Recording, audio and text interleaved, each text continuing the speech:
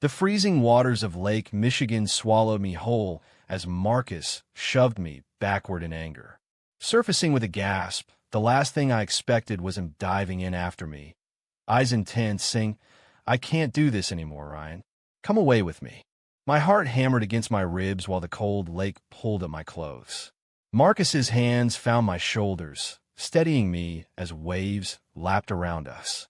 The family cabin loomed on the shore, its windows dark and judgmental in the late afternoon sun. We had driven up from Chicago for what was supposed to be a simple weekend getaway with old college buddies.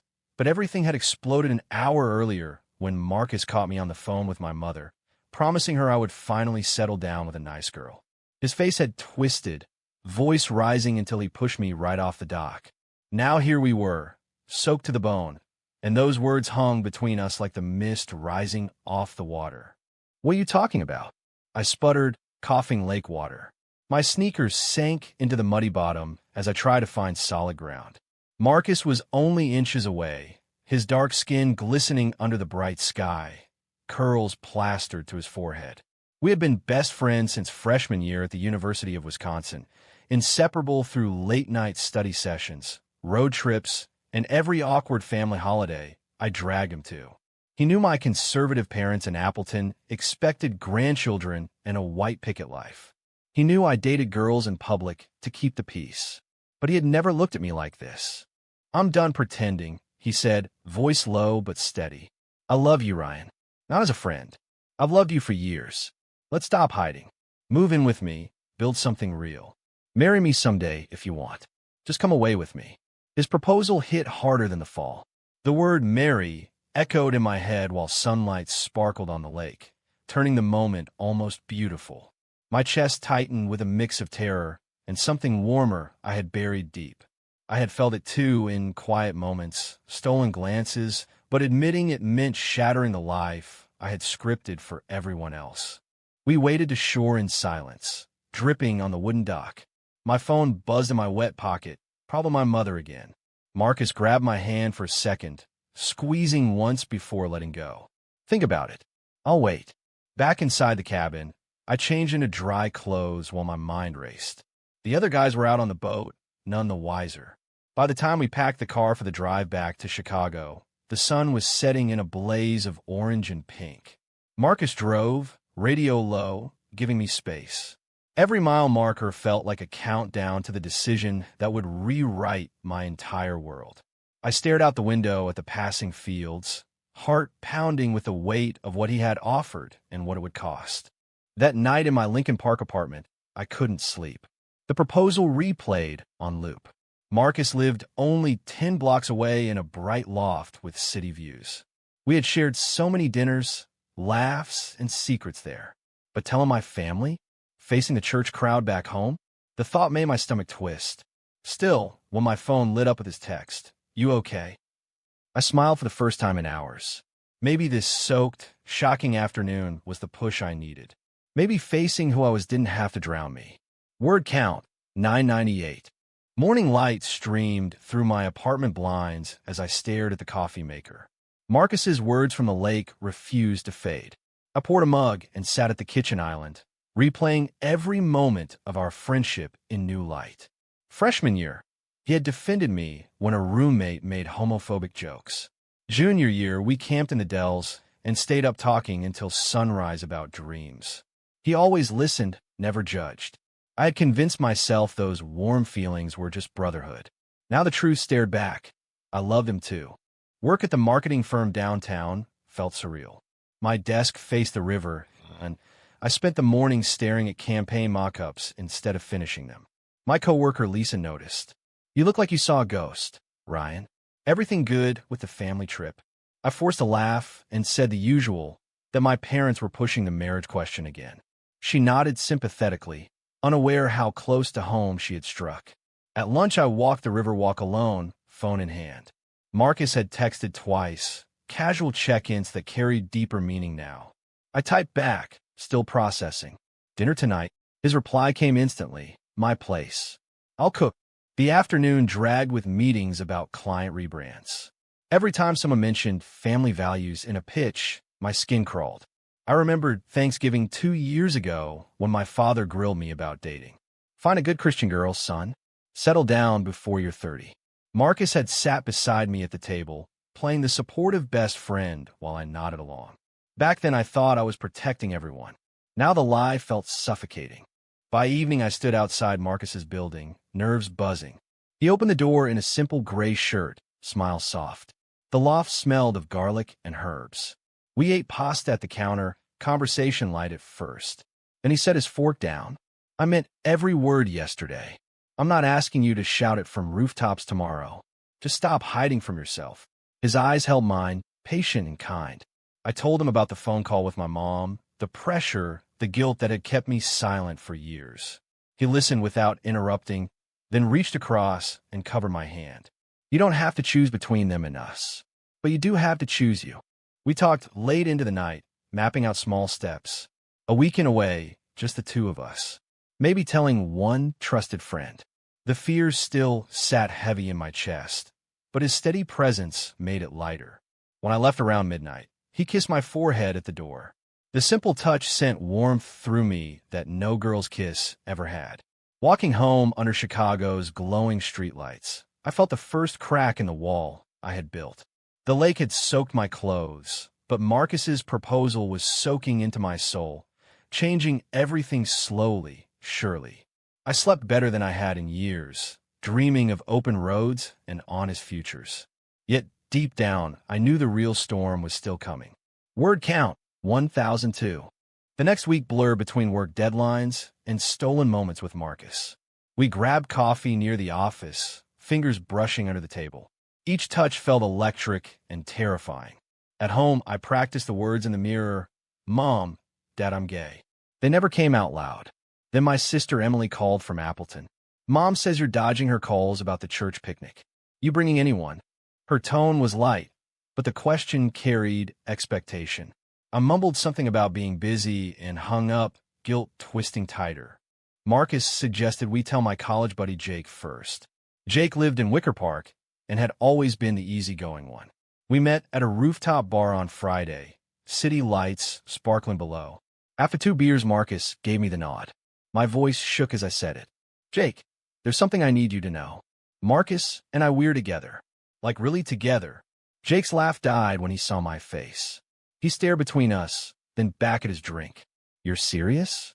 The silence stretched. Finally he shrugged. Man, I kinda wondered. Just be careful with your folks. They're old school. Relief flooded me until he added, but if this gets back to them through me, I'm staying out of it. His words stung like a half-hearted blessing. Sunday I drove to a quiet park alone to think. Leaves rustled in the breeze while kids played nearby. Marcus joined later, sitting beside me on the bench. Jake's reaction wasn't perfect, but it's a start, he said. We talked about my parents' upcoming visit to Chicago for a cousin's wedding. The thought of them in my city, close enough to sense the change, made my stomach drop. Marcus squeezed my knee. We don't have to tell them this trip. Small steps, remember?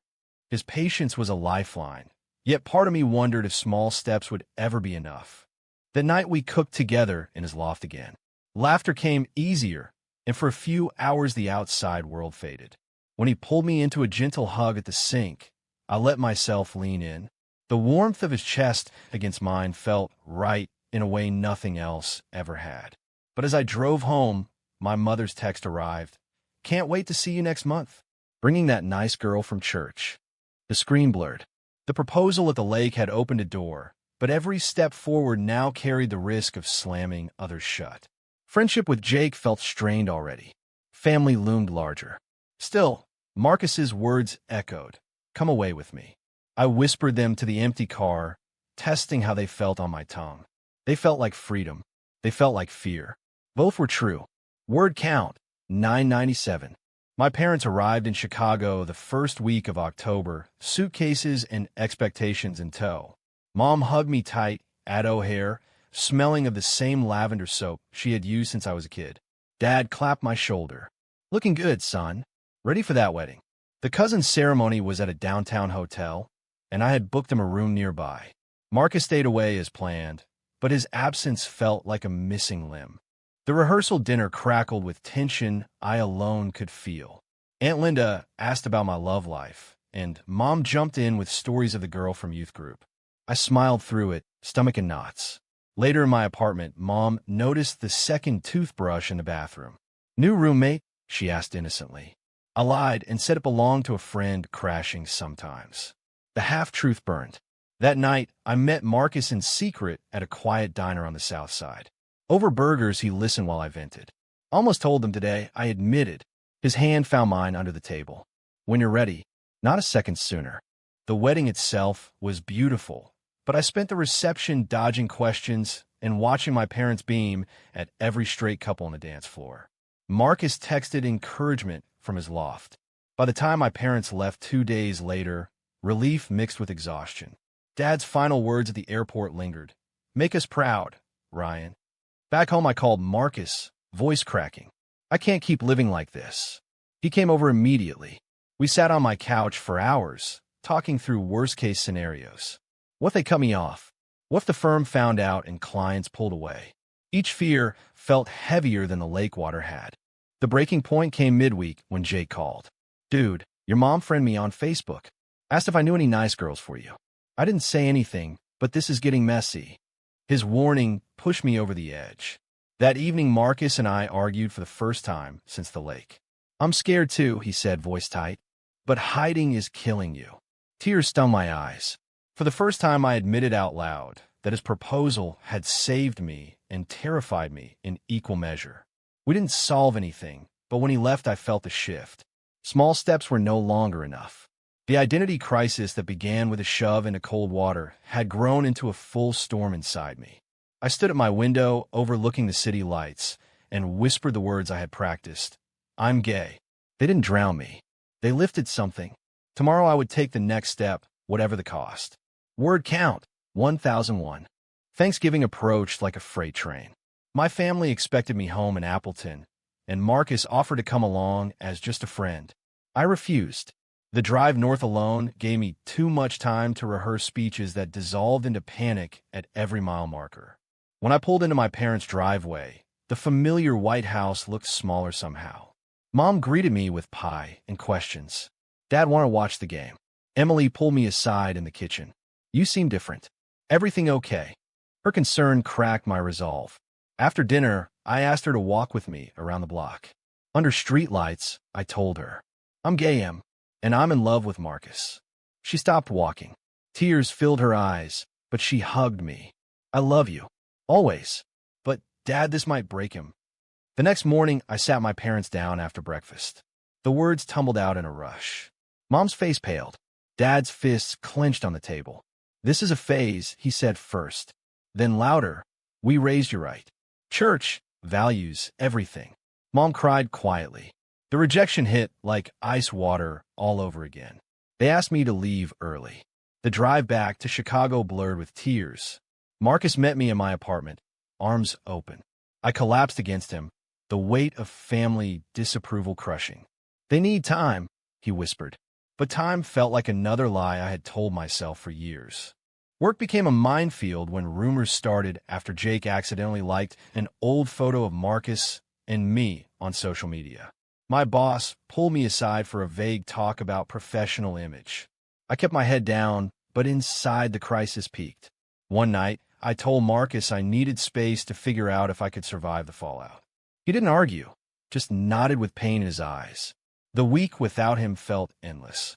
I walked the lakefront path near Navy Pier, wind whipping my coat, remembering the shove that started everything. Sacrificing the relationship to keep family peace seemed impossible now. The growth I had fought for demanded more. On Friday, I drove to Marcus's loft unannounced. He opened the door, surprised. "I choose us," I said simply. His smile broke through every doubt. We talked until sunrise about therapy, new boundaries with family, and the future we would build together. The betrayal from my parents still ached, but Marcus's steady love reminded me I wasn't alone. The internal war was ending. I was finally choosing me. Word count, 996. Spring arrived in Chicago with warmer winds off the lake. 6 months after the Soak proposal, Marcus and I had moved in together. The loft felt like home now, our lives intertwined in quiet ways, shared coffee mugs, weekend hikes, late-night talks about everything and nothing. My sister Emily visited once, bringing cautious support. My parents still didn't call, but a letter arrived from Mom last week. "We're praying for you. We love you." It wasn't acceptance, but it was a crack of light. I read it aloud to Marcus on the balcony while the city hummed below.